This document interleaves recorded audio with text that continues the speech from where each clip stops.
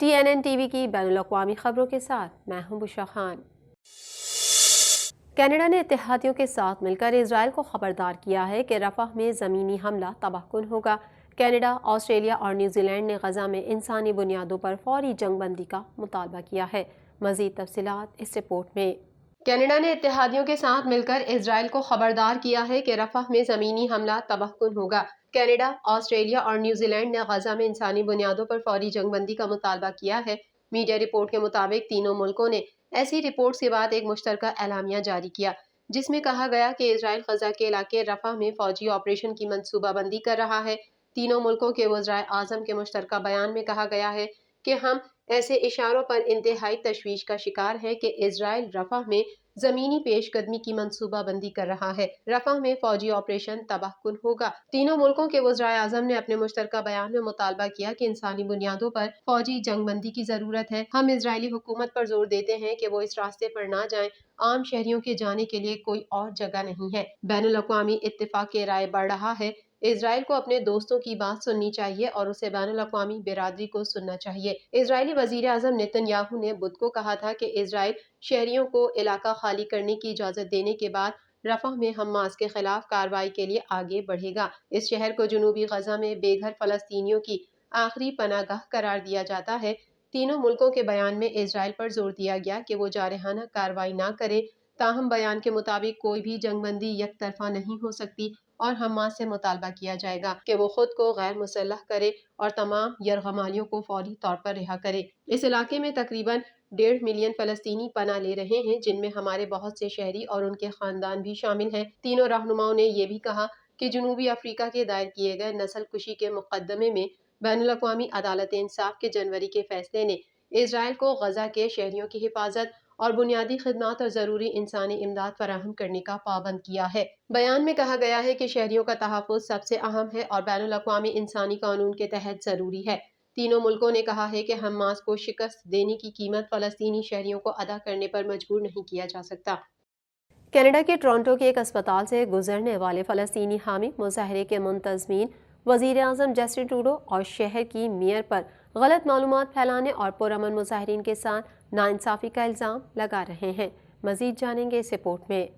Canada کے Toronto کے ایک اسپتال سے گزرنے والے فلسطینی حامی مظاہرے کے منتظمین وزیر اعظم جسٹن ٹروڈو اور شہر کی میئر پر غلط معلومات پھیلانے اور پرامن مظاہرین کے ساتھ ناانصافی کا الزام لگا رہے ہیں۔ ایک مشترکہ تحریری بیان میں 3 گروپ جنہوں نے مارچ کا اہتمام کیا نے کہا کہ سیاستدانوں کی یہ تجویز کہ مظاہرین نے ماؤنٹ سینا اسپتال کو سام دشمنی کی کارروائی میں نشانہ بنایا ہے، بے بنیاد اور غلط ہے۔ بیان میں کہا گیا ہے کہ احتجاجی گروپ اسپتالوں اور اسپتالوں کے میدانوں کے تقدس کا احترام کرتے ہیں۔ مظاہرین کا کہنا تھا کہ ہم کینیڈا کے سیاستدانوں کی مذمت کرتے ہیں کہ احتجاج کو غلط طریقے سے اسپتال کو نشانہ بنانے کے طور پر پیش کیا گیا ہے۔ وزیر اعظم کے دفتر اور ٹورنٹو کی میئر اولیویا چاؤ کے دفتر نے بدھ کو تبصرہ کرنے کی درخواستوں کا فوری طور پر جواب نہیں دیا۔ ٹورنٹو کے مرکز میں واقع ماؤنٹ سینا اسپتال کی بنیاد 1 صدی قبل یہودی برادری نے رکھی تھی۔ منگل کے روز وزیر اعظم جسٹن ٹروڈو نے ایکس، جسے پہلے ٹویٹر کے نام سے جانا جاتا تھا، پر ایک پوسٹ جاری کی۔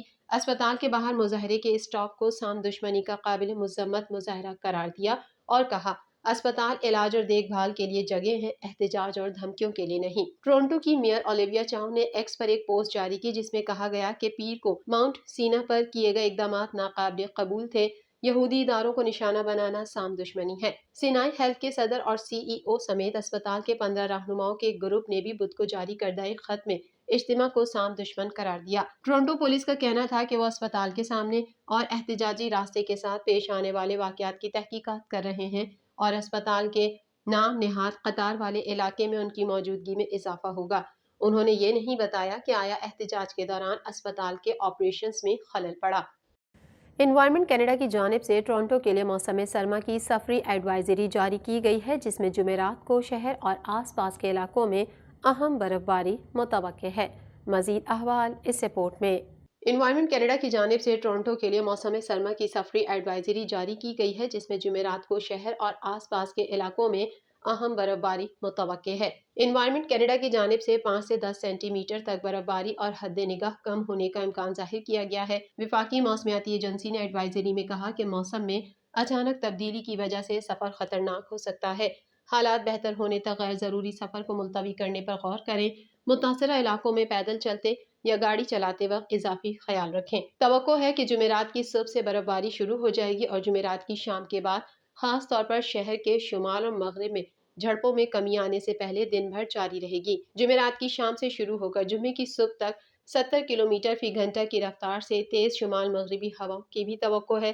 جمعرات کو برف باری کے ساتھ ہی درجہ حرارت 1 سینٹی گریڈ دیکھا جائے گا، جبکہ جمعے کو دن کے وقت درجہ حرارت منجمد کے نشان کے آس پاس ہوگا۔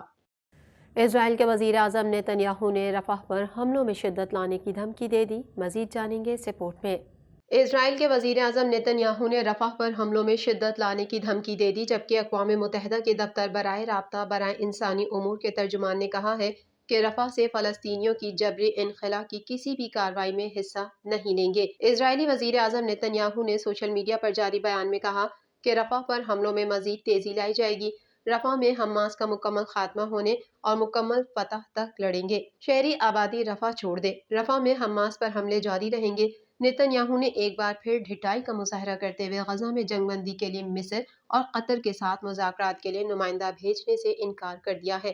اسرائیلی وزیر اعظم کے انتہا پسندانہ بیانات ایسے وقت میں سامنے آئے ہیں جب قاہرہ میں غزہ میں جنگ بندی سے متعلق مذاکرات ہو رہے تھے۔ اسرائیلی وزیر اعظم بنجمن نیتن یاہو نے رفح کو حماس کا آخری گڑھ قرار دیا تھا، جہاں تحریک کے عسکریت پسندوں کی 4 بٹالین تعینات ہیں۔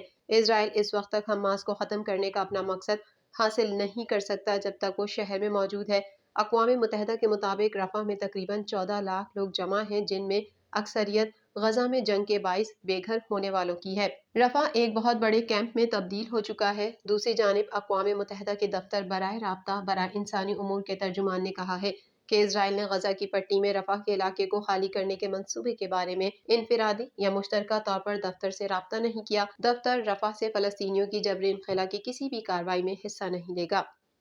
یوکرینی جنرل ہیڈ کوارٹرز کی جانب سے جاری بیان میں کہا گیا ہے کہ یوکرین کی فوج نے بحیرہ اسود میں روسی بحریہ کے سب سے بڑے جہاز سیزر کونیکوف کو تباہ کر دیا ہے۔ مزید احوال اس رپورٹ میں۔